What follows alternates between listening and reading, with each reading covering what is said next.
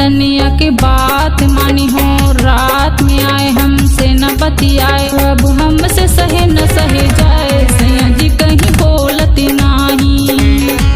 अब हो गई नी बेकार, सैया जी हम छोड़ दे बानी।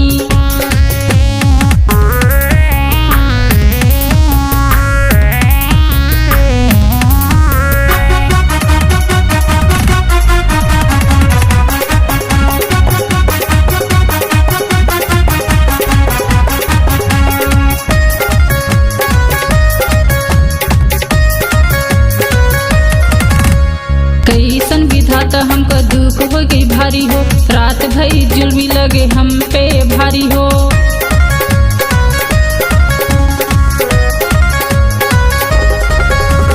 कैसन विधाता हमको दुख हो गई भारी हो, रात भई जुल्मी लगे हम पे भारी। कहीं हो जाए ना बीमार, सैया जी कहीं बोलत नहीं।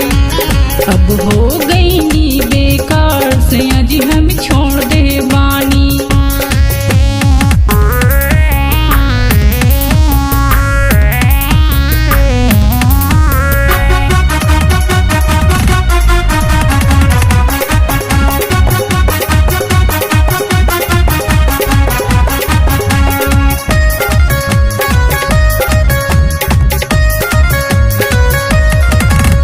जब से वो दूर भई हमें न कुछ भाई हो, रह गई न के लिए वो बेजान बानी हो।